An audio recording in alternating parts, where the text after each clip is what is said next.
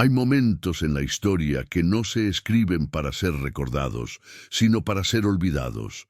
Momentos que desafían todo lo que se ha construido con siglos de cuidado, con muros de dogma y cemento de certeza. Y sin embargo, allí están, enterrados en los márgenes de los textos sagrados, en las grietas de los evangelios canónicos, esperando como semillas en tierra árida. ¿Qué sucede cuando la vida de un hombre llamado Jesús de Nazaret no encaja en el molde que la fe institucional ha forjado para él? ¿Qué ocurre cuando los relatos que no fueron incluidos en el canon bíblico revelan un rostro tan humano, tan contradictorio, tan inexplicable que amenaza con desmoronar la estructura misma de lo divino? Baruch Spinoza sabía esto. Sabía que la verdad no es lo que se proclama desde los púlpitos, sino lo que se esconde bajo las piedras del templo. Sabía que cada religión construye su edificio no sobre la roca de la verdad, sino sobre el miedo a la pregunta. Y en el siglo XVII, cuando el mundo todavía temblaba ante la Inquisición, cuando la hoguera esperaba a quien osara dudar, Spinoza se atrevió a mirar directamente a los evangelios y preguntar, ¿y si esto no es lo que nos dijeron que era?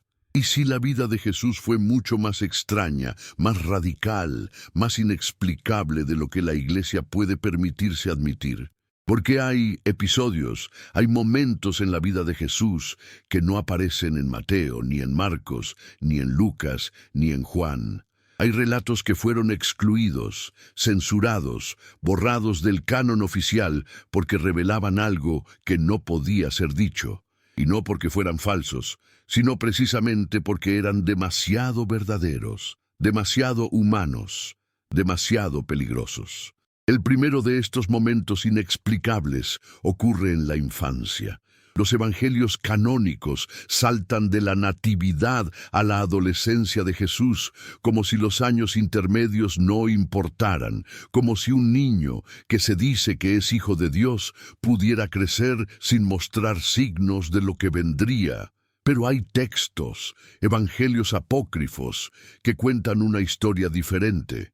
En el Evangelio de Tomás, el israelita, un texto rechazado por la iglesia primitiva, se narra cómo Jesús, siendo apenas un niño de 5 o 6 años, modelaba pájaros de barro junto a un arroyo.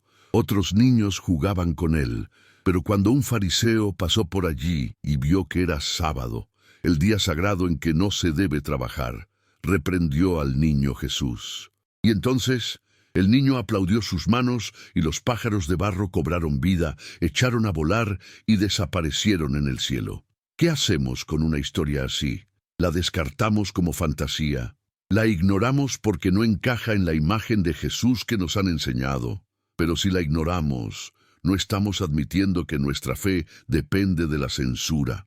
Spinoza diría que este episodio revela algo más profundo que un simple milagro infantil. Revela que desde siempre, desde el principio mismo de la construcción del canon bíblico, hubo una selección deliberada, una edición, un filtro. ¿Quién decidió qué era verdad y qué no? ¿Quién tuvo el poder de decir, este evangelio sí, este evangelio no? ¿Y por qué?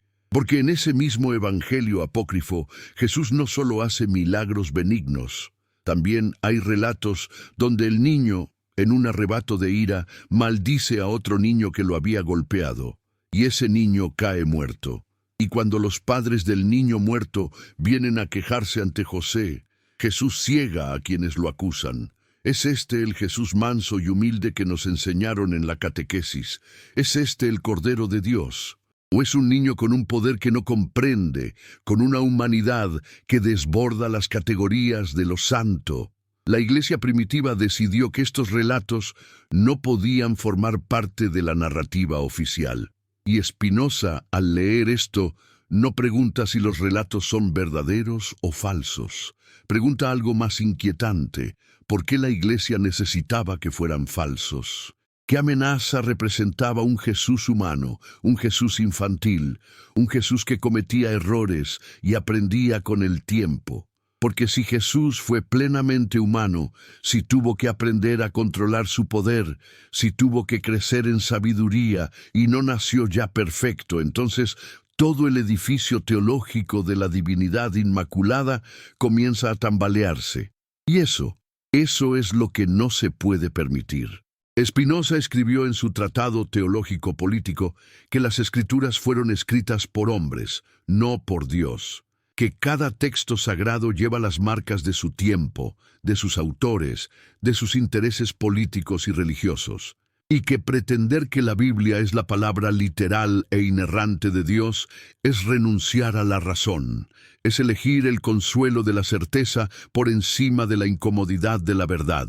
Pero la verdad, decía Spinoza, no necesita defensores. La verdad se defiende sola. Lo que necesita defensores, lo que necesita inquisidores y hogueras, es la mentira. El segundo momento inexplicable ocurre ya en la vida adulta de Jesús, pero no aparece en ninguno de los 4 evangelios canónicos. Aparece en el Evangelio de Felipe, otro texto gnóstico excluido del canon. Allí se dice que Jesús amaba a María Magdalena más que a todos los discípulos y que la besaba frecuentemente en la boca. Los discípulos, celosos, le preguntaban, ¿por qué la amas más que a nosotros? Y Jesús respondía con parábolas sobre el conocimiento y la luz, pero nunca negaba el amor. ¿Qué hacemos con esto? ¿Lo ignoramos porque incomoda? ¿Lo descartamos porque desafía la imagen del Jesús célibe, puro, intocable? Pero si lo descartamos, no estamos admitiendo que nuestra fe es frágil, que no puede soportar la idea de un Jesús que amaba como los humanos aman, que sentía como los humanos sienten, que experimentaba la complejidad de las relaciones humanas con toda su belleza y su conflicto. Spinoza sabía que el cristianismo primitivo fue moldeado no solo por las enseñanzas de Jesús, sino por las necesidades políticas de la Iglesia emergente, que cuando Constantino convirtió al cristianismo en religión del Imperio Romano, se hizo necesario crear una narrativa unificada, una doctrina coherente, una imagen de Jesús que pudiera servir como símbolo de autoridad. Y para eso, todo lo que no encajaba debía ser eliminado. Los evangelios gnósticos, con su énfasis en el conocimiento directo de lo divino, con su rechazo a la autoridad eclesiástica, con su María Magdalena como apóstol de los apóstoles, todo eso debía desaparecer. Y desapareció. Durante siglos estos textos fueron prohibidos, quemados, olvidados. Hasta que en 1945, en Nag Hammadi, Egipto, un campesino encontró una jarra enterrada en el desierto con manuscritos que habían sido escondidos 1600 años antes. Y cuando esos manuscritos fueron traducidos, el mundo descubrió que había otro cristianismo, uno que la Iglesia había trabajado incansablemente para borrar de la historia. Tal vez en este momento, mientras escuchas estas palabras, estés en alguna ciudad del mundo, en alguna hora del día o de la noche, preguntándote si lo que te enseñaron es toda la verdad. Tal vez estés en Buenos Aires a las 3 de la tarde, o en Madrid a las 8 de la noche, o en Ciudad de México al mediodía, y sientas esa inquietud que no se puede nombrar. Si es así, escribe en los comentarios desde dónde estás mirando esto, qué hora es allí ahora mismo, porque esta conversación no es solo mía, es de todos los que nos atrevemos a preguntar. Y si conoces a alguien que también se hace estas preguntas, comparte esto con esa persona, porque la verdad crece cuando se comparte y las bendiciones llegan cuando tenemos el coraje de buscar juntos. El tercer momento inexplicable es quizás el más perturbador. Ocurre en el Evangelio secreto de Marcos, un texto mencionado por Clemente de Alejandría en una carta del siglo II, pero que la Iglesia negó durante siglos que existiera. Hasta que en 1958, un investigador encontró una copia de esa carta en un monasterio en Jerusalén. Y lo que esa carta revela es que existía una versión ampliada del Evangelio de Marcos. Una versión secreta que se enseñaba solo a los iniciados en los misterios más profundos del cristianismo. En esa versión secreta, después de que Jesús resucita a Lázaro, el texto dice que Lázaro lo miró y lo amó, y le rogó que le permitiera estar con él. Y 6 días después, Lázaro vino a Jesús por la noche, vestido solo con un lienzo sobre su cuerpo desnudo, y Jesús pasó esa noche con él, enseñándole el misterio del reino de Dios. La Iglesia, al enterarse de este pasaje, lo declaró una falsificación herética.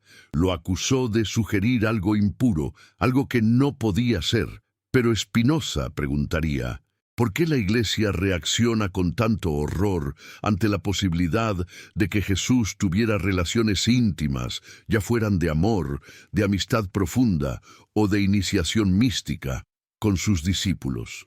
¿No es acaso porque la Iglesia necesita un Jesús desexualizado, un Jesús que no sea completamente humano para mantener su control sobre la doctrina de la pureza y el celibato?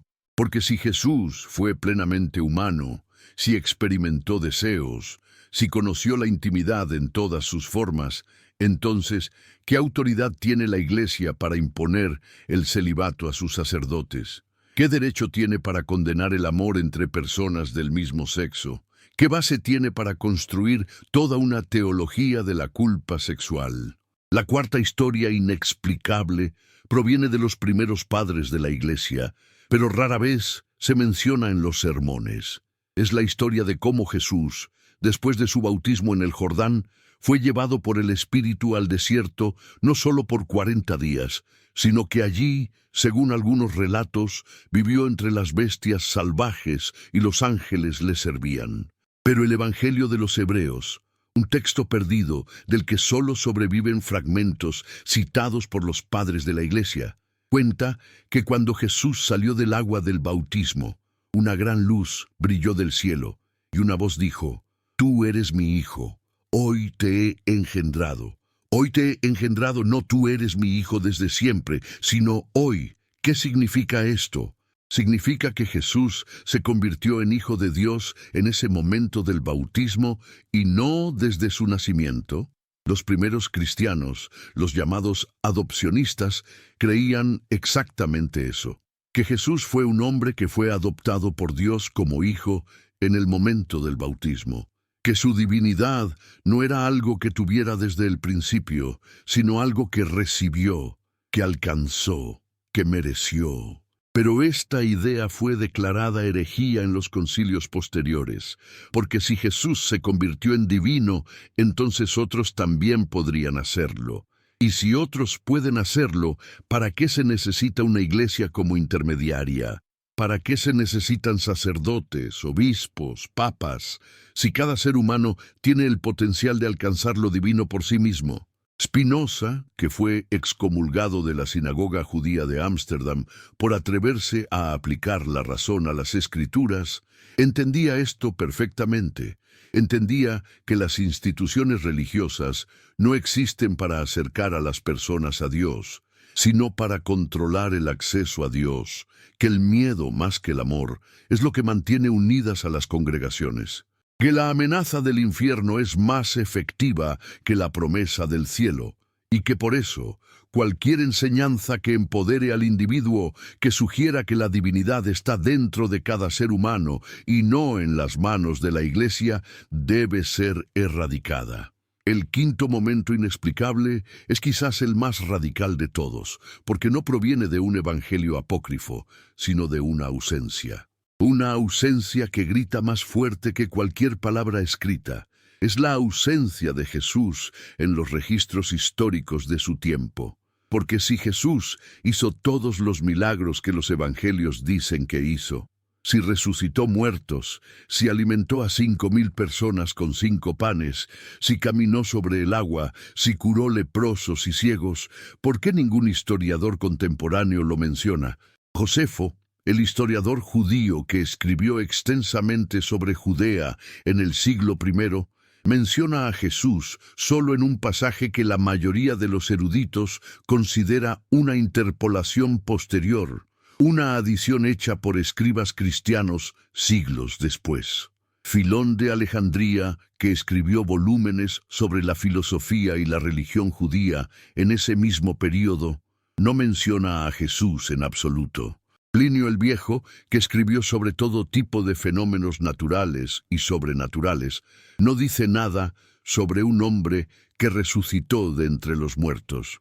¿Cómo es posible que un hombre que causó tal conmoción, que fue crucificado por orden del gobernador romano, que supuestamente resucitó y se apareció a cientos de personas, no dejara rastro en los registros históricos de su tiempo? ¿Es esto prueba de que Jesús nunca existió? No necesariamente, pero es prueba de algo igualmente inquietante, que la historia de Jesús, tal como la conocemos, fue amplificada, mitificada, divinizada por generaciones posteriores. Que lo que comenzó como el movimiento de un predicador itinerante en las polvorientas aldeas de Galilea fue transformado, décadas después de su muerte, en la religión del Imperio Romano. Spinoza argumentaba que los milagros no son violaciones de las leyes naturales, porque las leyes naturales son expresiones de la naturaleza de Dios, y Dios no puede contradecirse a sí mismo. Los milagros, decía, son simplemente eventos cuyas causas naturales aún no comprendemos, y que creer en milagros literales es infantilizar la fe, es reducir a Dios a un mago que interviene arbitrariamente en el mundo para impresionar a los ignorantes. Pero más allá de los milagros, Spinoza veía en la figura de Jesús algo profundamente importante. Veía a un hombre que enseñó que el reino de Dios no está en el cielo ni en el templo, sino dentro de cada ser humano, que la salvación no viene de seguir rituales o de obedecer a sacerdotes, sino de vivir de acuerdo con la razón y el amor, que Dios no es un rey tirano que juzga y castiga, sino la sustancia infinita de la que todo surge y a la que todo regresa. Y por enseñar esto, por atreverse a decir que cada persona tiene acceso directo a lo divino, Jesús fue crucificado, no por los romanos, sino por las autoridades religiosas de su tiempo, que lo veían como una amenaza a su poder. Y 2000 años después, Spinoza fue excomulgado por decir esencialmente lo mismo, que la religión organizada es el mayor obstáculo para la verdadera espiritualidad. Que los templos y las iglesias son prisiones doradas, donde se encierra a Dios para que no pueda escapar y revelar su verdadera naturaleza. ¿Por qué tememos tanto a la idea de un Jesús humano? ¿Por qué necesitamos que sea perfecto desde el nacimiento, inmaculado, sin dudas, sin errores, sin crecimiento? ¿No es acaso porque un Jesús humano nos obliga a enfrentar nuestra propia humanidad? Porque si Él fue como nosotros, si tuvo que luchar con sus demonios, si tuvo que aprender, si cometió errores y los corrigió, entonces no tenemos excusa. No podemos escondernos detrás de nuestra imperfección y decir, es que yo no soy Jesús, yo soy solo humano. Porque Él también lo fue, y si Él pudo alcanzar la sabiduría, el amor, la compasión, entonces nosotros también podemos. Pero esa es una carga que la mayoría no quiere llevar. Es más fácil adorar a un Dios distante, a un Salvador perfecto que hizo todo por nosotros, que aceptar la responsabilidad de nuestro propio crecimiento espiritual. Es más cómodo creer que solo necesitamos fe, que solo necesitamos obedecer, que solo necesitamos esperar la gracia, que reconocer que la transformación espiritual requiere esfuerzo, requiere razón, requiere valentía. Y así, siglo tras siglo, la Iglesia ha mantenido su poder no liberando a las personas, sino manteniéndolas en la dependencia. No enseñando la verdad, sino controlando qué verdades se pueden decir y cuáles deben permanecer enterradas. No promoviendo el pensamiento crítico, sino castigando la herejía. No celebrando la diversidad de experiencias espirituales, sino imponiendo un canon, una doctrina, una interpretación única y obligatoria, pero las semillas que fueron enterradas hace 2000 años están comenzando a brotar. Los evangelios que fueron escondidos en jarras en el desierto están siendo leídos por millones. Las preguntas que fueron silenciadas con hogueras están siendo hechas nuevamente.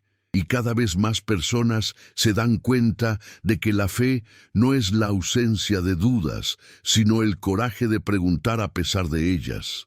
¿Qué significa creer en Jesús? ¿Significa aceptar sin cuestionar todo lo que la Iglesia dice sobre él? ¿O significa seguir su ejemplo de cuestionar la autoridad religiosa de su tiempo, de defender a los marginados, de enseñar que el amor es más importante que la ley?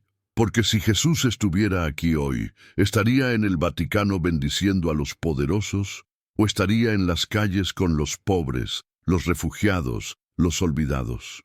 Spinoza murió solo, excomulgado, rechazado por judíos y cristianos por igual. Sus libros fueron prohibidos, su filosofía fue considerada la más peligrosa de su tiempo.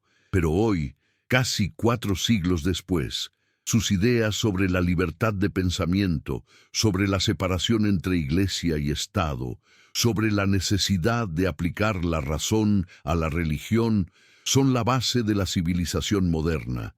Y las instituciones que lo condenaron están perdiendo poder, perdiendo credibilidad, perdiendo relevancia, porque construyeron su autoridad sobre el control del acceso a la verdad, y la verdad ya no puede ser controlada. Parte 2.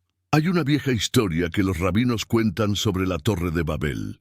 Dicen que Dios no confundió las lenguas de los hombres porque la torre amenazara el cielo, sino porque los hombres habían aprendido a trabajar juntos, a soñar juntos, a construir algo que ninguna autoridad podía controlar. Y cuando los seres humanos aprenden a unirse sin necesidad de intermediarios divinos, los que dicen hablar en nombre de Dios pierden su razón de existir.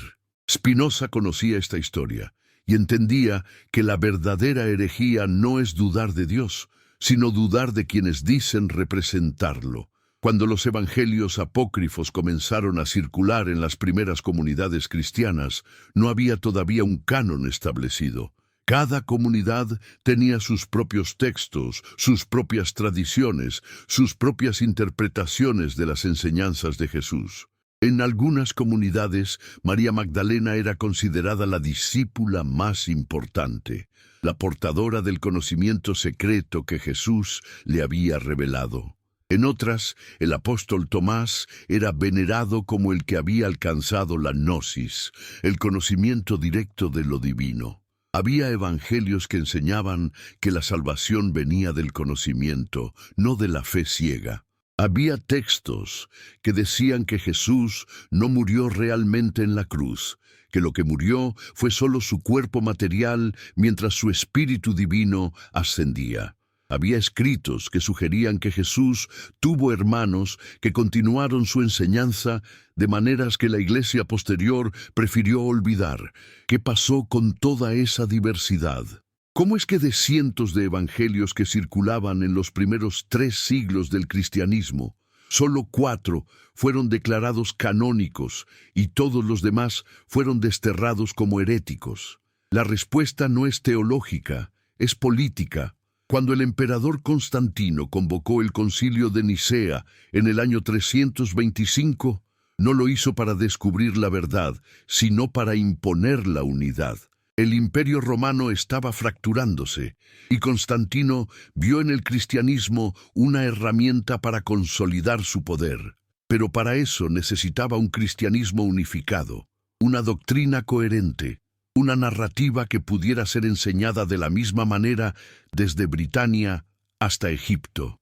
Y así, en Nicea, obispos que representaban diferentes tradiciones cristianas se reunieron bajo la supervisión imperial para decidir qué era ortodoxia y qué era herejía. Se decidió que Jesús era consustancial con el Padre, de la misma sustancia eternamente divino. Se rechazó la posición arriana que sostenía que Jesús había sido creado por Dios y era por tanto subordinado a él. Se estableció el credo niceno, que todavía se recita en las iglesias católicas y ortodoxas cada domingo, y se comenzó el proceso de definir qué textos serían parte del Nuevo Testamento y cuáles serían prohibidos. Los evangelios gnósticos, con su énfasis en el conocimiento directo y su rechazo a la autoridad eclesiástica, fueron los primeros en ser condenados. El Evangelio de Tomás, que comienza diciendo: «Quien encuentre la interpretación de estas palabras no experimentará la muerte», fue declarado herético porque sugería que la salvación dependía de la comprensión individual, no de la mediación de la Iglesia. El Evangelio de María Magdalena, donde ella recibe revelaciones especiales de Jesús y los otros discípulos la cuestionan diciendo: «¿Acaso él habló con una mujer en secreto y no abiertamente con nosotros?», fue eliminado porque amenazaba la estructura patriarcal que la Iglesia estaba construyendo. Spinoza, al estudiar este proceso de canonización, concluyó algo que la Iglesia nunca podría admitir: que la Biblia no cayó del cielo como un libro perfecto e inmutable, sino que fue compilada, editada, censurada por seres humanos con agendas políticas y religiosas específicas. Que cada vez que un texto era incluido o excluido, alguien estaba tomando una decisión basada no en la revelación divina, sino en consideraciones muy humanas sobre poder, control y ortodoxia. Pero ¿qué es la ortodoxia sino la opinión que ganó? ¿Qué es la herejía sino la verdad que perdió? Porque si los arrianos hubieran ganado en Nicea, si los gnósticos hubieran tenido más influencia política, si las comunidades que veneraban a María Magdalena hubieran sido más numerosas, entonces hoy tendríamos un cristianismo completamente diferente. Y lo que ahora consideramos herejía sería ortodoxia, y lo que llamamos ortodoxia sería recordado como la desviación que afortunadamente no prosperó. Esta es la verdad que Spinoza comprendió y que le costó su comunidad, su familia, su seguridad, que toda religión organizada es un accidente histórico. Que las doctrinas que se presentan como verdades eternas, reveladas por Dios, son en realidad construcciones humanas contingentes, productos de luchas políticas, compromisos teológicos, decisiones de comités, que cuando decimos «Dios dijo», casi siempre queremos decir «alguien con poder decidió».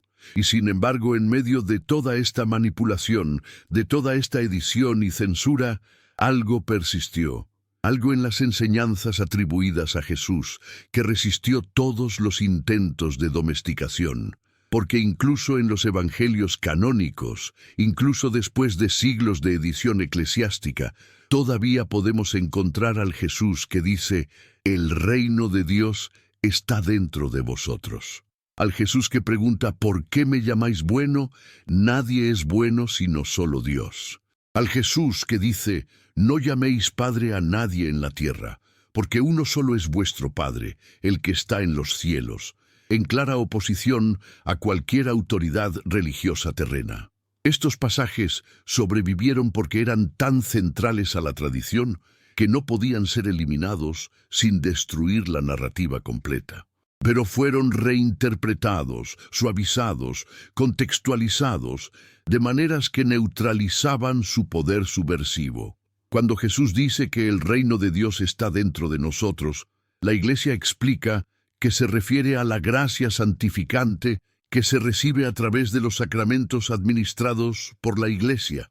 Cuando Jesús dice que no llamemos Padre a nadie en la tierra, la Iglesia ignora el mandato y establece una jerarquía de padres, obispos, papas. Cuando Jesús dice que nadie es bueno sino solo Dios, la Iglesia proclama la santidad de ciertos individuos y les reza como si fueran intermediarios necesarios.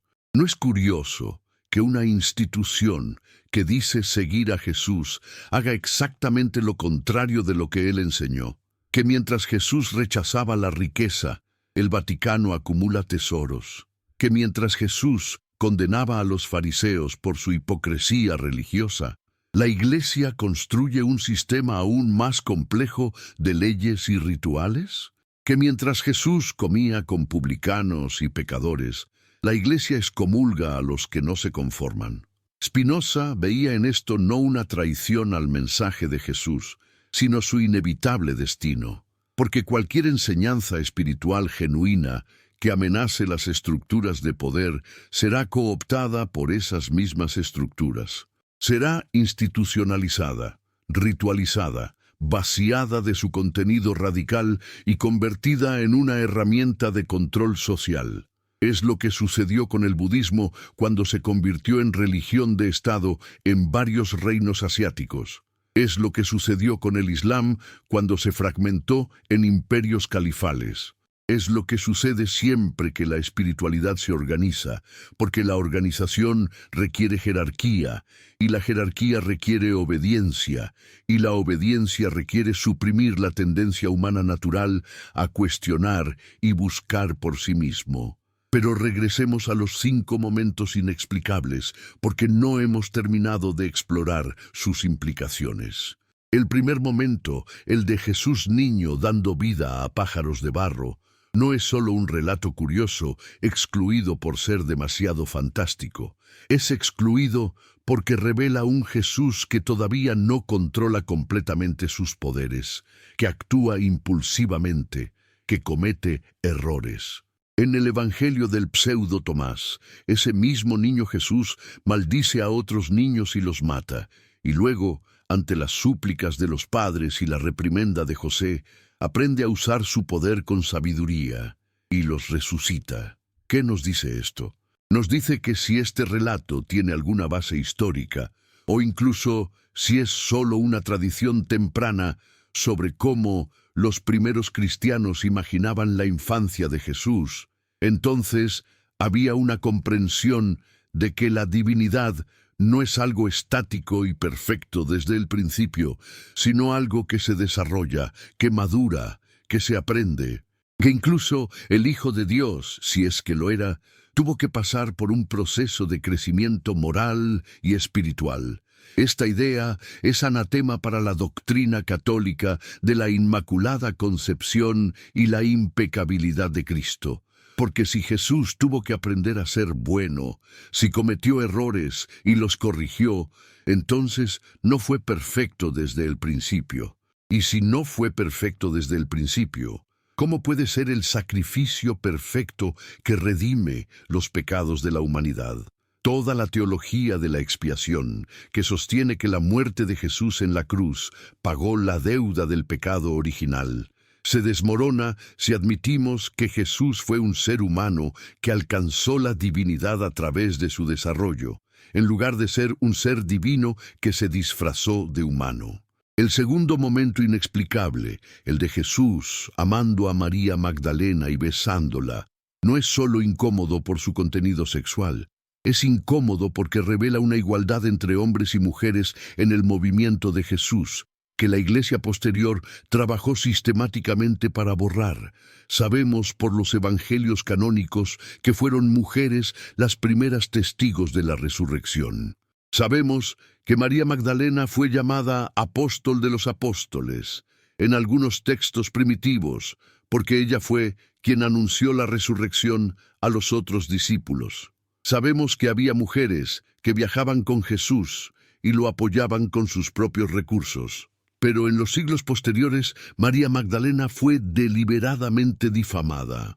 Fue identificada, sin ninguna base bíblica, con la mujer pecadora que ungió los pies de Jesús.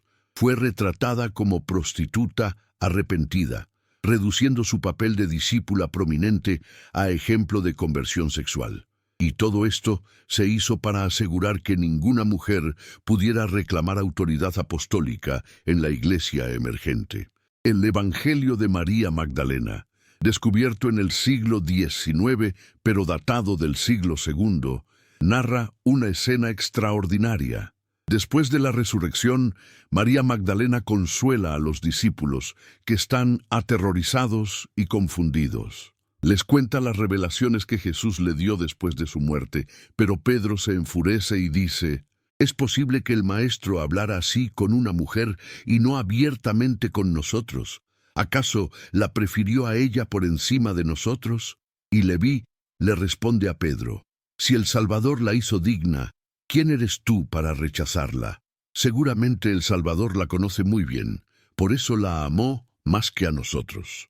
Este pasaje revela que desde el principio hubo tensiones en el movimiento cristiano sobre el papel de las mujeres, y que la posición que finalmente prevaleció, la posición de Pedro y de la iglesia patriarcal que él supuestamente fundó, no fue la única posición en los primeros tiempos. Hubo comunidades cristianas donde las mujeres profetizaban, enseñaban, lideraban, pero todas esas comunidades fueron marginadas, sus textos destruidos, sus memorias borradas. Spinoza, aunque era hijo de su tiempo y no escribió extensamente sobre la igualdad de género, habría reconocido en este proceso el mismo mecanismo de control que operaba en todos los aspectos de la religión institucional. Habría señalado que excluir a las mujeres del sacerdocio no tiene ninguna base racional ni bíblica sólida, sino que es simplemente otra manera de concentrar el poder en las manos de un grupo selecto. El tercer momento inexplicable, el del Evangelio secreto de Marcos con Lázaro y Jesús pasando la noche juntos, abre una puerta aún más inquietante. No solo porque sugiere intimidad física, sino porque revela que había niveles de enseñanza en el cristianismo primitivo, que no todo se enseñaba a todos, que había misterios secretos reservados para los iniciados. Esta idea de conocimiento esotérico es común en muchas tradiciones religiosas. Los misterios eleusinos en Grecia, las iniciaciones mitraicas en Roma, la cábala en el judaísmo, el sufismo en el islam, todos comparten la idea de que hay verdades profundas que no pueden ser compartidas abiertamente porque serían mal entendidas o mal usadas por quienes no están preparados. Pero el cristianismo ortodoxo rechazó esta idea. Declaró que todas las verdades necesarias para la salvación están disponibles abiertamente en las Escrituras y la tradición de la Iglesia, que no hay conocimiento secreto, no hay iniciaciones místicas, solo fe, esperanza y caridad accesibles a todos los creyentes. ¿Por qué? Porque una religión rechazaría la idea de que hay profundidades espirituales que requieren preparación especial para ser comprendidas, porque el conocimiento esotérico empodera al individuo y debilita la autoridad de la institución. Si hay verdades espirituales que puedo alcanzar a través de mi propia experiencia mística, de mi propia contemplación, de mi propia iniciación, entonces no necesito a la Iglesia como intermediaria. Puedo acceder directamente a lo divino. Y eso, desde el punto de vista de una institución que basa su poder en ser la única mediadora entre Dios y la humanidad, es intolerable. Los místicos católicos siempre han sido sospechosos para la Iglesia. Santa Teresa de Ávila fue investigada por la Inquisición. San Juan de la Cruz fue encarcelado por su propia orden. Meister Eckhart fue condenado por enseñar que el alma puede unirse directamente con Dios.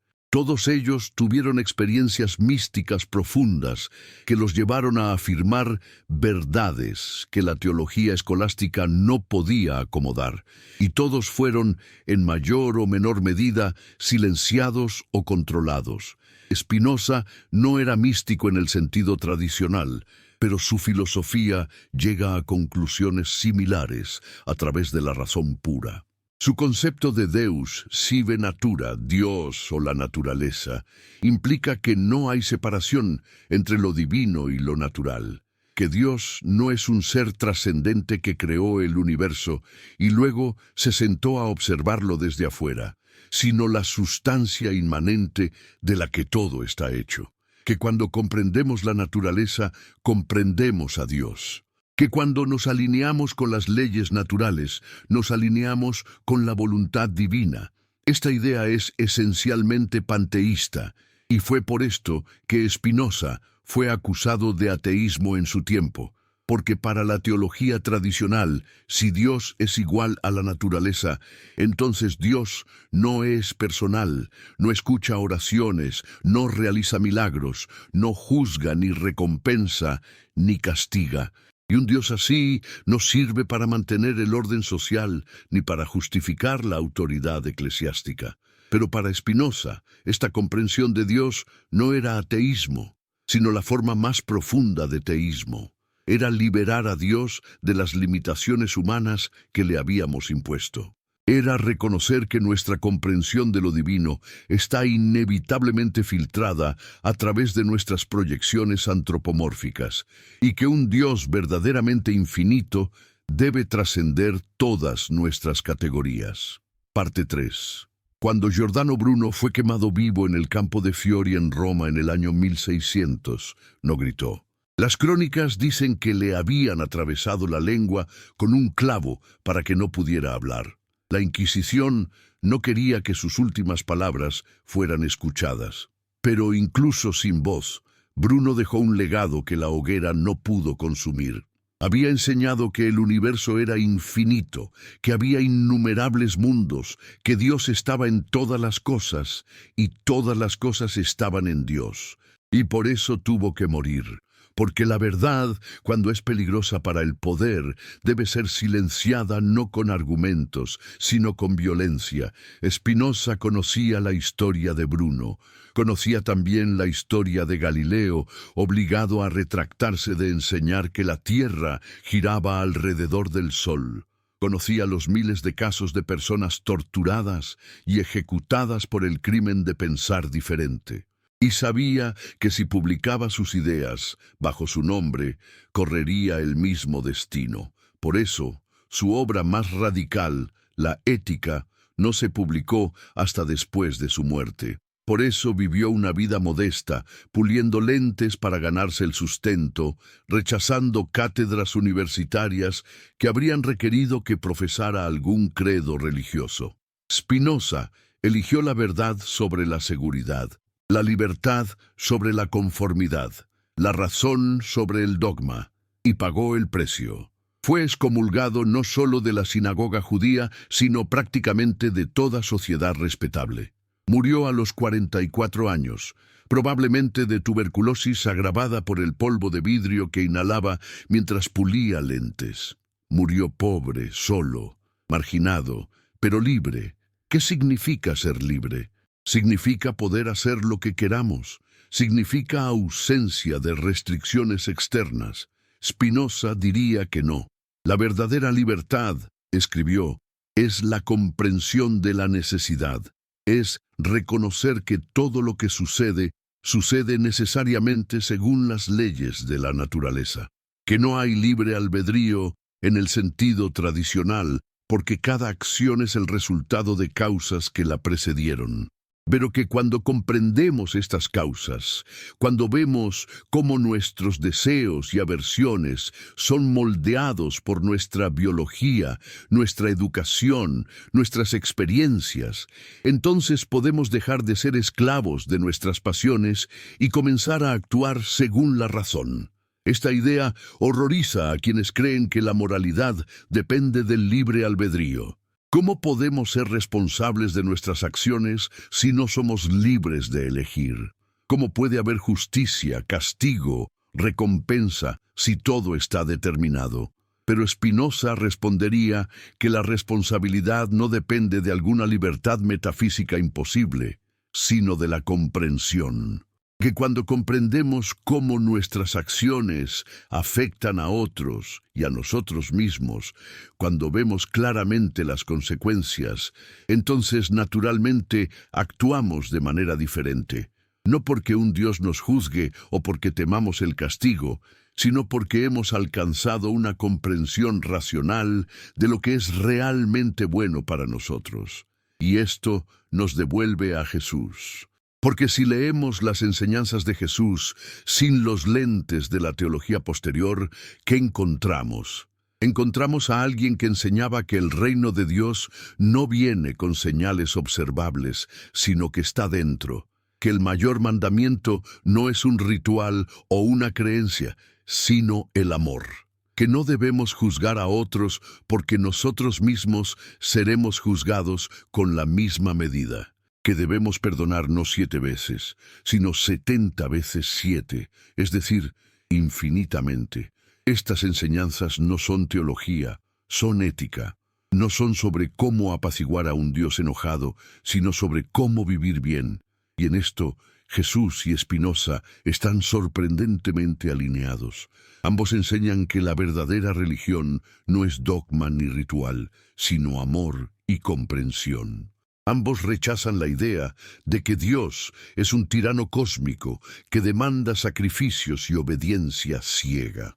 Ambos insisten en que la vida buena no viene de la fe en proposiciones incomprensibles, sino de la práctica de virtudes comprensibles.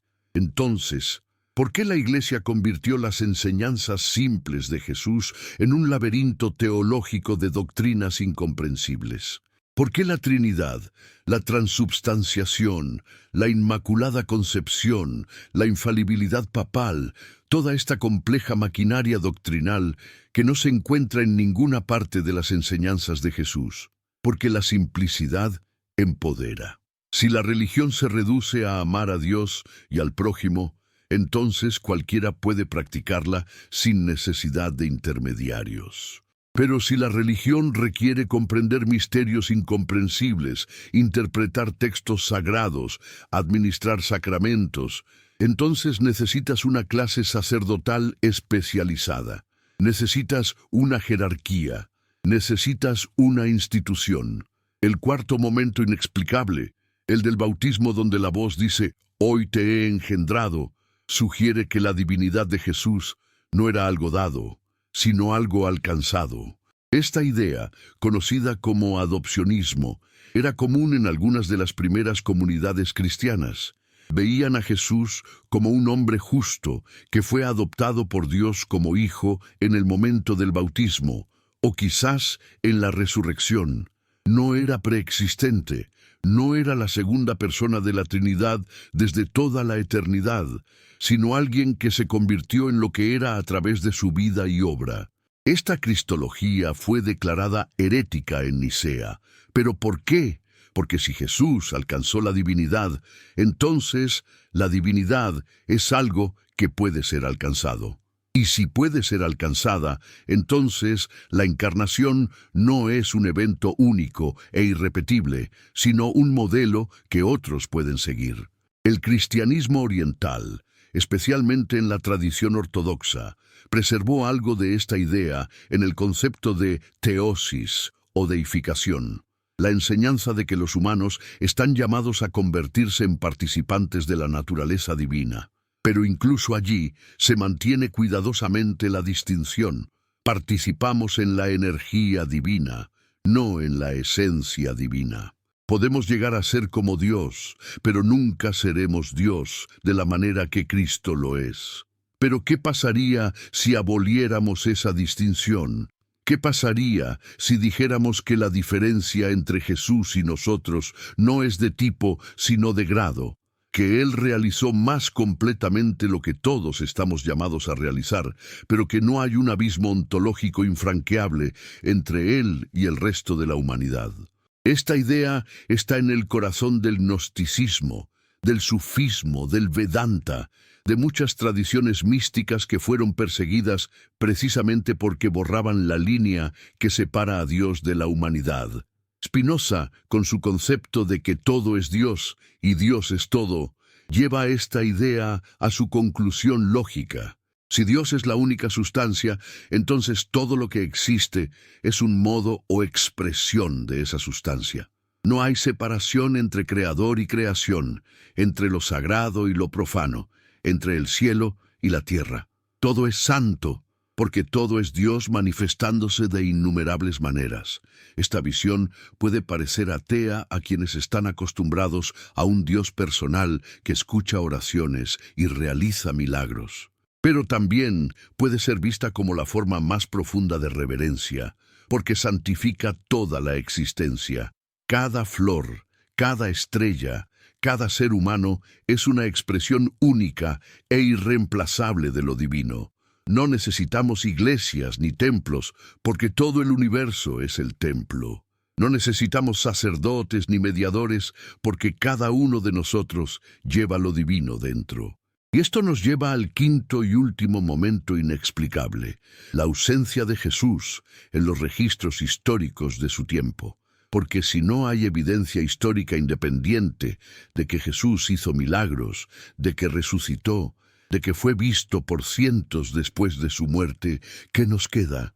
Debemos concluir que todo fue inventado, que Jesús nunca existió, que el cristianismo es una fantasía completa. No necesariamente.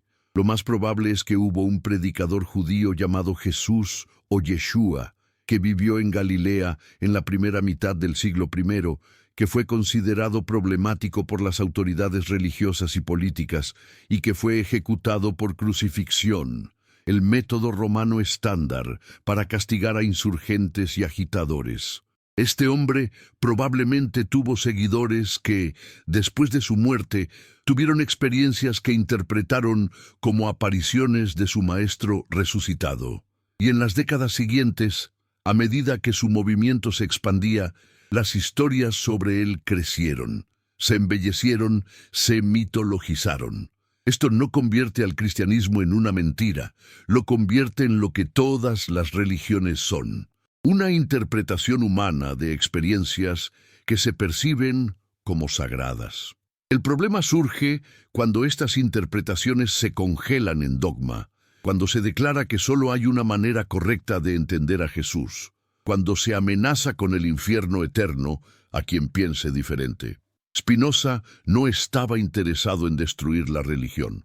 Estaba interesado en liberarla de la superstición y el autoritarismo. En su tratado teológico-político, argumenta que el propósito de la religión no es promover creencias teóricas sobre la naturaleza de Dios, sino fomentar la justicia y la caridad. Que se puede ser verdaderamente religioso sin creer en la Trinidad o la resurrección física. Que lo que importa no es lo que profesamos con nuestros labios, sino cómo vivimos nuestras vidas. Esta es una idea radical incluso hoy.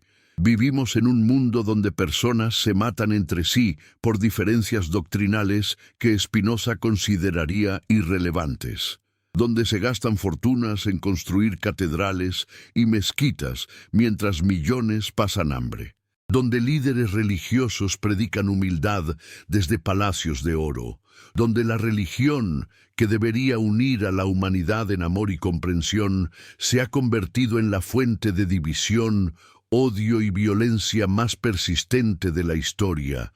¿Qué diría Jesús si viera todo esto? Si viera las cruzadas lanzadas en su nombre, la Inquisición que torturaba en su nombre, las guerras religiosas que desgarraron Europa en su nombre, la esclavitud justificada con citas bíblicas, el genocidio de pueblos indígenas por misioneros que decían traer la buena nueva, ¿se reconocería en el cristianismo institucional que lleva su nombre?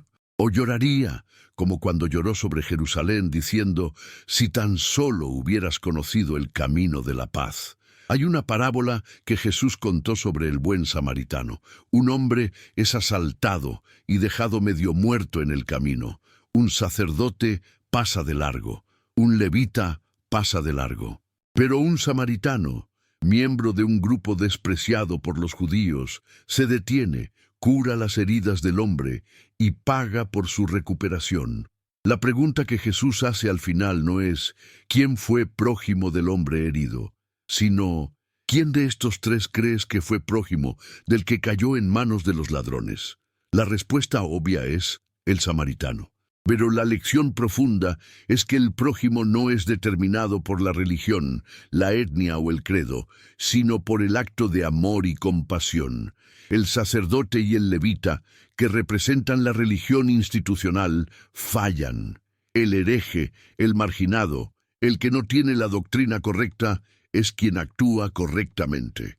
Spinoza habría apreciado esta parábola profundamente, porque ilustra su punto central. que la verdadera religión es ética, no teología, que Dios no pregunta qué credos profesaste, sino cómo trataste a tus semejantes, que el amor al prójimo no es un mandamiento arbitrario impuesto por un tirano cósmico, sino la expresión natural de quien comprende que todos somos expresiones de la misma sustancia divina. Que cuando dañas a otro, te dañas a ti mismo, porque no hay separación real entre el yo y el otro. Esta es la verdad que todas las religiones institucionales temen. Porque si la verdadera religión es accesible a todos, si no requiere sacerdotes, ni templos, ni textos sagrados, si el samaritano hereje puede ser más justo que el sacerdote ortodoxo, entonces, ¿para qué sirven todas las instituciones religiosas? ¿Para qué sirven los dogmas, los rituales, las jerarquías? La respuesta que las instituciones dan es que son necesarias para preservar la verdad, para enseñar correctamente, para administrar los sacramentos que confieren la gracia. Pero Spinoza preguntaría, ¿qué verdad están preservando? La verdad de que Dios es amor y debemos amarnos unos a otros. Esa verdad no necesita preservación, está escrita en el corazón humano. O la verdad de doctrinas específicas sobre la Trinidad, la predestinación, la transubstanciación. Esas no son verdades, son especulaciones teológicas que han causado más división que unidad. Y ahora, después de este largo viaje a través de los momentos inexplicables de la vida de Jesús, a través de los evangelios excluidos y las verdades censuradas, a través de la crítica espinosista de la religión institucional, llegamos al final. O quizás no al final, sino a un nuevo comienzo. Porque la cuestión que queda, la pregunta que cada persona debe responder por sí misma, es, ¿qué voy a hacer con esta información? Puedo descartarla, puedo decir que es solo el razonamiento de un hereje muerto hace siglos, que la Iglesia tenía razón al excomunicarlo, que es más seguro aferrarse a las certezas tradicionales que aventurarse en el territorio peligroso del pensamiento crítico. Puedo cerrar los ojos, taparme los oídos y repetir el credo que me enseñaron de niño, esperando que la repetición convierta la duda en fe. O puedo hacer lo que Spinoza hizo. Puedo elegir la libertad del pensamiento sobre la seguridad de la conformidad.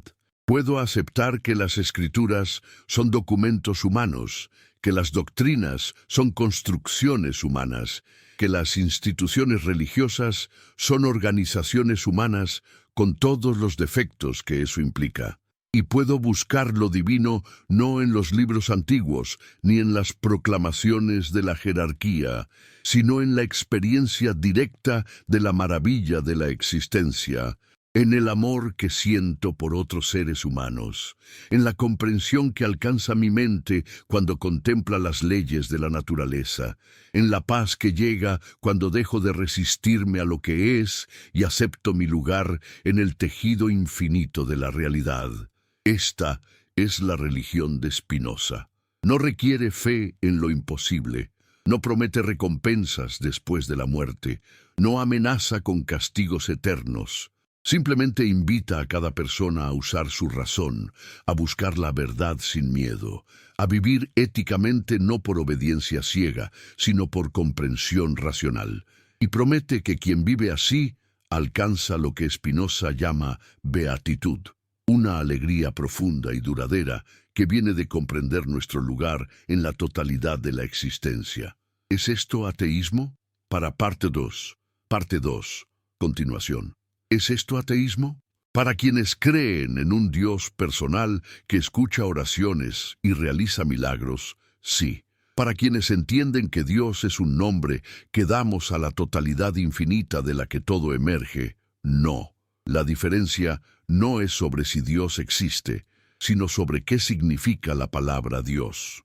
Y esa diferencia, aunque parezca solo semántica, ha determinado quién vive y quién muere, quién es bendecido y quién es maldecido, quién tiene poder y quién es oprimido durante milenios.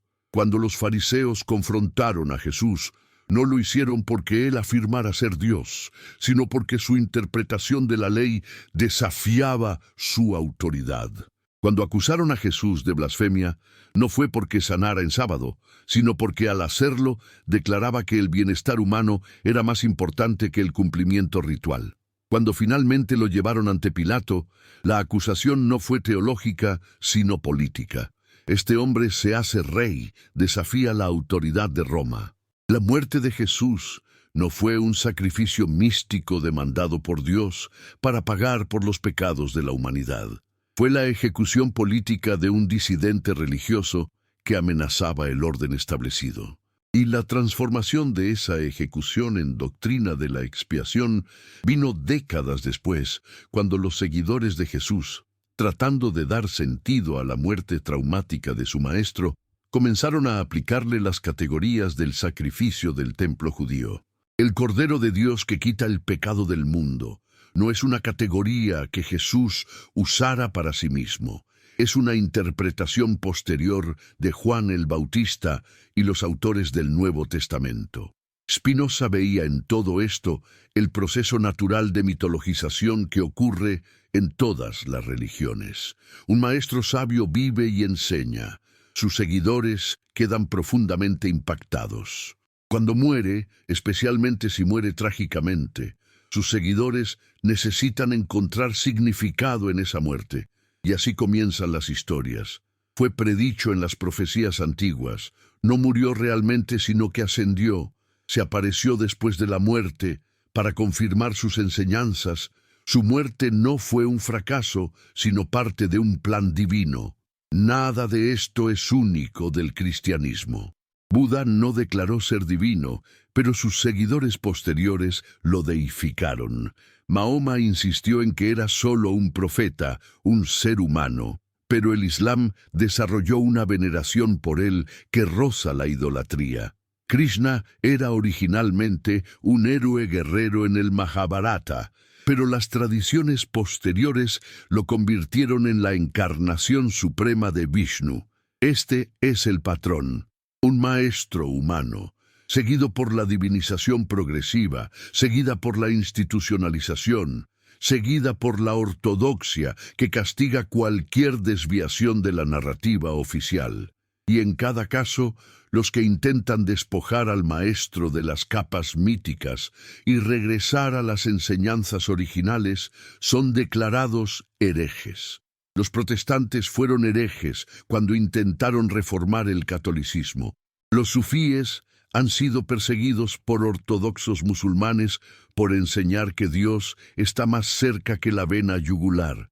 Los budistas zen fueron acusados de herejía por decir, si encuentras a Buda en el camino, mátalo, queriendo decir que debes trascender incluso tus concepciones de lo que es sagrado.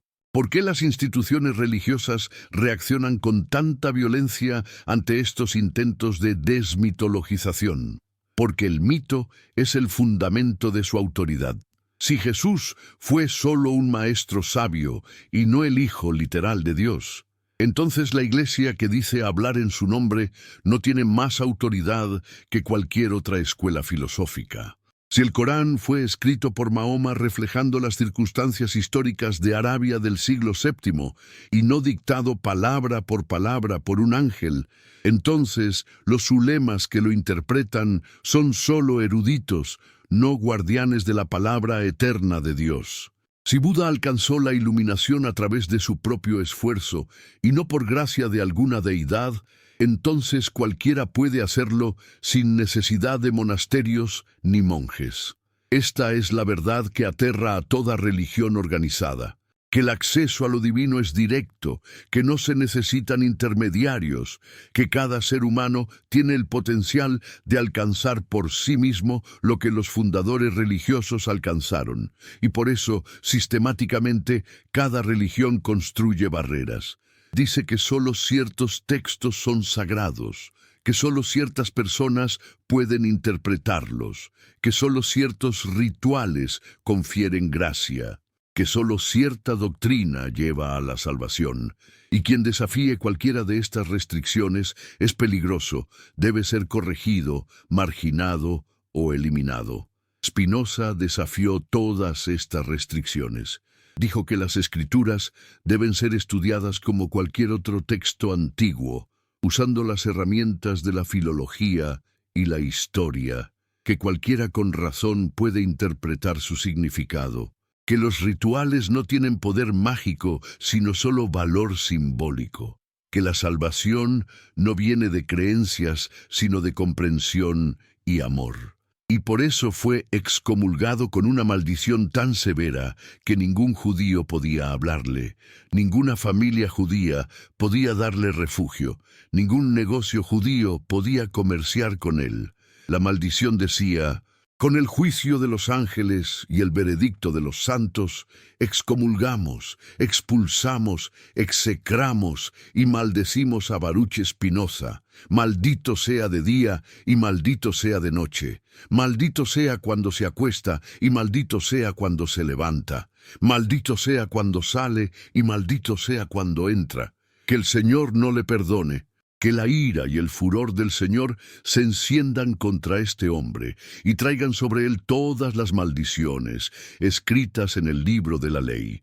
Que el Señor borre su nombre de debajo del cielo. Estas palabras no fueron escritas por fanáticos ignorantes, sino por líderes respetados de la comunidad judía de Ámsterdam, hombres eruditos que conocían las Escrituras profundamente. ¿Qué les aterrorizaba tanto de un joven de 23 años que pulía lentes para ganarse la vida? No era su negación de Dios, porque Spinoza nunca negó a Dios. Era su negación de que la religión institucional tuviera el monopolio del acceso a Dios. Era su afirmación de que la razón humana es suficiente para comprender lo divino. Era su rechazo a la idea de que los judíos eran el pueblo elegido de Dios, de alguna manera metafísicamente especial. Y cuando Spinoza escribió esas ideas, cuando las publicó, aunque fuera anónimamente, sabía que estaba poniendo en riesgo no solo su lugar en la comunidad, sino potencialmente su vida. Varios años antes de su nacimiento, otro judío portugués en Ámsterdam, Uriel da Costa, había sido excomulgado, torturado psicológicamente por la comunidad, obligado a retractarse públicamente y humillarse, hasta que finalmente se suicidó. Spinoza conocía esta historia, sabía el precio del pensamiento libre, y aún así eligió pagar ese precio. ¿Por qué? ¿Qué lo motivaba? No la fama, porque publicó sus obras más radicales anónimamente o póstumamente. No la riqueza, porque vivió frugalmente toda su vida. No el poder, porque rechazó ofertas de posiciones prestigiosas que habrían requerido compromisos ideológicos. Lo motivaba algo más simple y más profundo, el amor a la verdad. La convicción de que una vida vivida en conformidad con la mentira, sin importar cuán cómoda sea esa mentira, no vale la pena vivirse. Que la libertad de pensar es más valiosa que cualquier seguridad que se obtenga renunciando a ella. Esta convicción es rara. La mayoría de las personas, cuando se enfrentan a la elección entre la verdad incómoda y la mentira confortable, eligen la mentira. Y no porque sean inherentemente deshonestas, sino porque la verdad es aterradora. Porque si todo lo que nos han enseñado sobre Dios, sobre Jesús, sobre la salvación, sobre el significado de la vida es cuestionable, entonces, ¿en qué nos apoyamos? ¿Cómo navegamos el mundo sin las certezas que nos dieron nuestros padres, nuestros maestros, nuestros líderes religiosos? Spinoza diría que nos apoyamos en la razón, que navegamos usando la luz de la comprensión, que las certezas que perdemos eran ilusorias de todos modos, y que es mejor vivir con incertidumbre honesta que con certeza falsa. Pero también diría que hay algo en lo que podemos estar ciertos, que existimos, que somos parte de la naturaleza, que las leyes de la naturaleza son inteligibles a la razón humana, y que cuando vivimos de acuerdo con esas leyes, cuando actuamos según la comprensión racional en lugar de las pasiones irracionales, Alcanzamos una forma de felicidad que no depende de circunstancias externas. Esta es la promesa de la filosofía espinosista.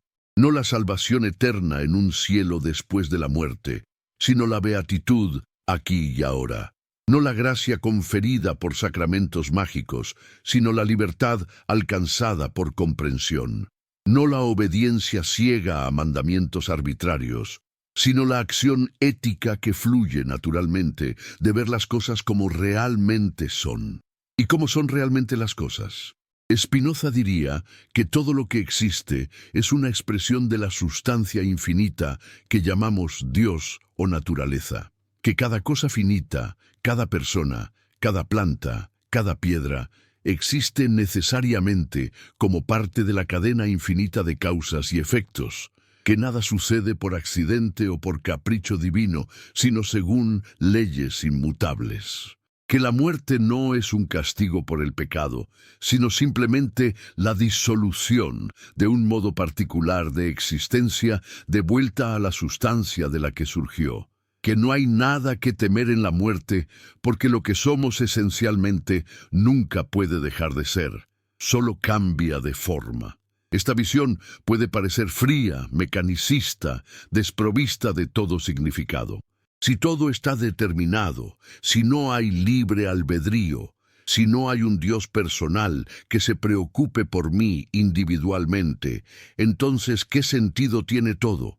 Pero Spinoza argumentaría exactamente lo contrario, que esta visión libera del miedo y la ansiedad que vienen de creer en un Dios caprichoso, que recompensa y castiga arbitrariamente, que comprender que somos parte de un todo infinito y eterno da más significado, no menos, a nuestra existencia temporal, que saber que cada acción que realizamos está conectada causalmente con todo lo demás nos hace más, no menos, responsables de cómo vivimos.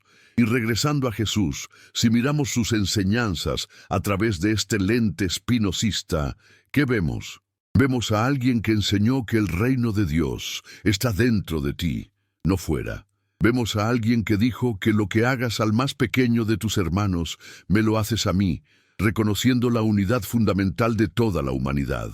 Vemos a alguien que rechazó el juicio de otros, porque comprendía que juzgar es no comprender, que cuando verdaderamente entendemos las causas que llevan a alguien a actuar como actúa, la condena se transforma en compasión. Vemos también a alguien que desafió constantemente las estructuras de poder de su tiempo, que tocó a los leprosos que la sociedad había declarado impuros, que habló con las samaritanas que la ley judía prohibía, que comió con los publicanos y pecadores que los fariseos condenaban, que volcó las mesas de los cambistas en el templo, gritando que habían convertido la casa de su padre en cueva de ladrones, que cuando le llevaron a una mujer sorprendida en adulterio para que aprobara su lapidación, escribió en la tierra y dijo: «El que esté sin pecado que tire la primera piedra». Este Jesús, el Jesús de los evangelios canónicos, antes de ser transformado por siglos de interpretación teológica, es un revolucionario espiritual. No está estableciendo una nueva religión con nuevos rituales y nueva jerarquía. Está desmantelando toda la estructura de la religión basada en el miedo y el control. Está diciendo que Dios no está en los templos hechos por manos humanas, que la verdadera adoración no es ritual, sino justicia, que el camino a Dios no pasa por sacerdotes, sino por el amor al prójimo. ¿Y qué hizo la Iglesia con este mensaje revolucionario? Lo institucionalizó, lo ritualizó, lo convirtió exactamente en lo que Jesús había denunciado. Un sistema de control basado en el miedo, administrado por una clase sacerdotal, que promete salvación a cambio de obediencia. La ironía es tan profunda que casi parece intencional. Casi parece como si cada religión estuviera destinada a traicionar a su fundador, como si el proceso de institucionalización fuera incompatible con el espíritu original del movimiento. Tal vez ustedes, quienes están viendo esto ahora desde algún rincón del mundo, sientan la misma inquietud que Spinoza sintió, que Jesús sintió, que todos los que se atreven a mirar directamente a la verdad sienten. Si es así, no están solos. Hay millones que están despertando a la misma realización. Y aunque las instituciones religiosas les digan que esta inquietud es peligrosa, que es tentación del demonio, que deben reprimir sus dudas y tener fe, sepan que lo contrario es cierto. La inquietud es el comienzo de la sabiduría. La duda es más honesta que la certeza falsa. Y la fe verdadera no es creer a pesar de la evidencia, sino confiar en la capacidad de la razón humana para descubrir la verdad. Escriban en los comentarios desde dónde están mirando esto, qué hora es en su ciudad en este momento, porque esta conversación necesita continuar más allá de estas palabras. Necesita suceder entre todos nosotros que nos atrevemos a preguntar. Y si conocen a alguien que también está buscando, que también está cuestionando, compartan esto con esa persona, porque la verdad crece cuando se comparte. Y las bendiciones no vienen de obedecer ciegamente, sino de buscar valientemente. Los 5 momentos inexplicables de la vida de Jesús, que no encajan en ningún evangelio canónico, no son anomalías que deben ser ignoradas. Son ventanas a una realidad más compleja, más humana, más verdadera que la narrativa oficial. Son evidencia de que desde el principio, desde los primeros años del movimiento cristiano, hubo diversidad, hubo debate, hubo diferentes maneras de entender quién era Jesús y qué significaba su vida. Y la decisión de la Iglesia de suprimir esa diversidad, de declarar que solo 4 evangelios son canónicos y todos los demás son heréticos, no fue una decisión inspirada por el Espíritu Santo. Fue una decisión política hecha por hombres con agendas específicas en un momento histórico particular. Y reconocer esto no es perder la fe, es ganar honestidad. No es traicionar a Jesús, es honrarlo siendo lo suficientemente valientes como para verlo como realmente fue, en lugar de como nos dijeron que fue. Porque al final, ¿qué es más respetuoso? ¿Adorar a un ídolo perfecto que hemos creado según nuestras necesidades psicológicas? ¿O encontrarnos con un ser humano real que luchó, que dudó, que creció, que cometió errores y los corrigió, y que a pesar de toda esa humanidad, o precisamente por ella, alcanzó una sabiduría y una compasión extraordinarias? Spinoza elegiría lo segundo. Y tal vez, en el silencio de nuestros corazones, más allá del ruido de la doctrina y el dogma, nosotros también lo hagamos.